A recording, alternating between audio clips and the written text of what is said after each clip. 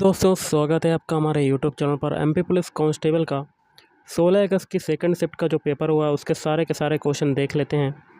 Video शुरू करने से पहले आप लोगों से एक बात कहूँगा, जो लोग नए हैं तो प्लीज़ चैनल को जरूर सब्सक्राइब कर लें। चलिए स्टार्ट करते हैं। तो आज के सेशन में पहला क्वेश्चन है, सबसे पहले अंग्रेज़ों के विरुद्ध स्वतंत्रता का जो नेतृत्व है वो किसने किया?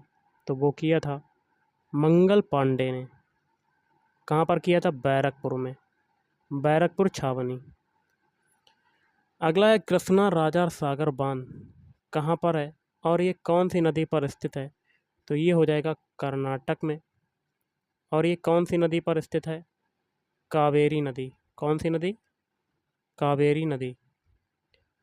बिहू जो है कहाँ का लोक नृत्य है? अगर बिहू की बात करें तो ये हो जाएगा असम का लोक नृत्य। कावेरी नदी किन राज्यों से होकर बहती है? कावेरी नदी जो हो जाएगी वो कर्नाटक एवं तमिलनाडु राज्यों से होकर बहती है। विनियमन अधिनियम जो तीसरा है ये कब आया था? तो ये आया था 1818। अगला है वैश्य समाज की स्थापना किसने की थी? तो ये की थी बनारसी दास गुप्ता ने। बनारसी दास गुप्ता।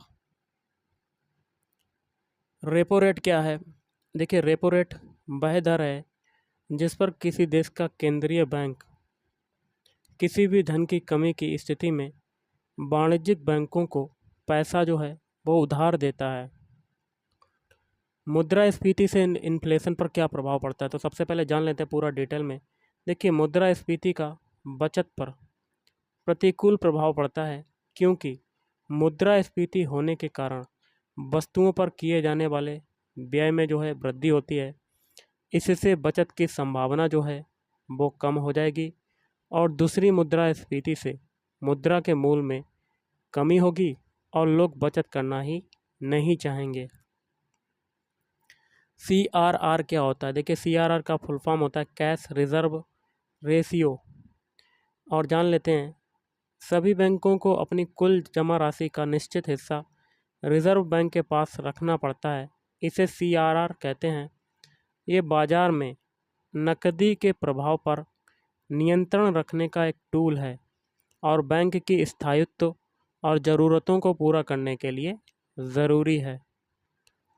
चंद्रगुप्त मौर्य ने कौन सी झील का निर्माण करवाया था? तो ये हो जाएगा सुदर्शन सुदर्शन झील में।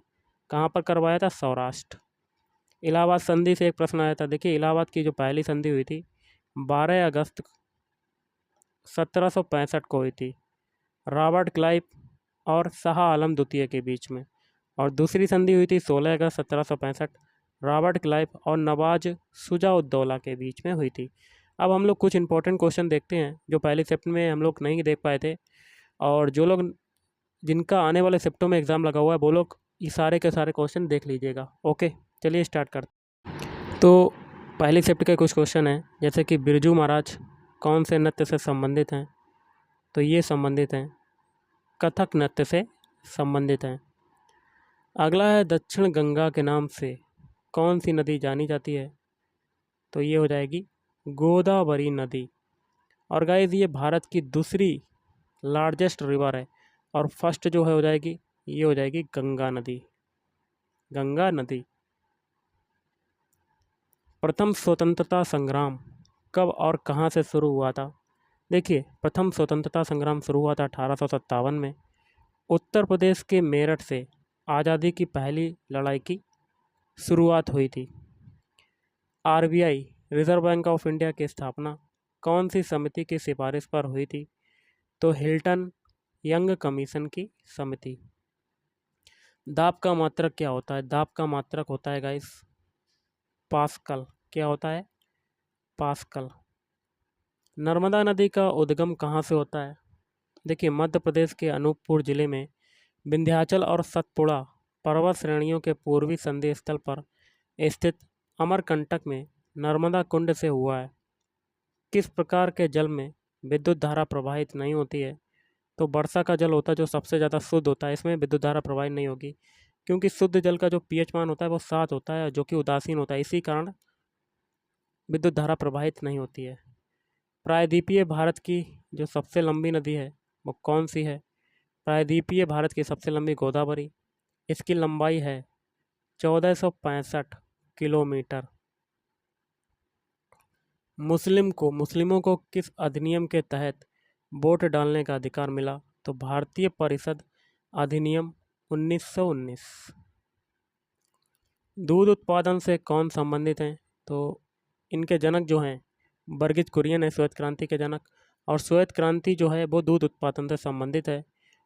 दूध उत्पादन के मामले में भारत पहले स्थान पर है। दूसरे स्थान पर कौन सा है? अमेरिका। एक कोशिकीय शैवाल के नाम बताओ। तो ये हो जाएगा क्लोरेला और स्पुरुलिना। कृष्णा नदी का मुहाना जो है वो कहाँ पर है? बंगाल की खाड़ी। क्या हो जाएगा? बंगाल की खाड़ी। एक कोशिकीय जीव कौन से होते हैं? तो एक कोशिकीय जीव होते हैं अमीबा व केंचुआ। वाणिज्यिक बैंक किसे कहते हैं? उन बैंकों को कहते हैं जो धन जमा करने, व्यवसाय के लिए ऋण देने जैसी सेवाएं प्रदान करते हैं। सम्राट हर्षवर्धन किसकी मृत्यु के बाद गद्दी पर बैठे थे? अपने बड़े भाई राजवर्धन की मृत्यु के बाद गद्दी पर बैठे। बंगाल की खाड़ी में गिरने वाली नदियां बताओ। गंगा तथा उसकी सहायक नदी हुगली एवं पद्मा, ब्रह्मपुत्र एवं उसकी सहायक नदी मेघना एवं जमुना के अलावा इरावती, महानदी, गोदावरी और कावेरी, कृष्णा नदी। तो गाइस आज के इस वीडियो में इतना ही। थैंक यू, धन्यवाद।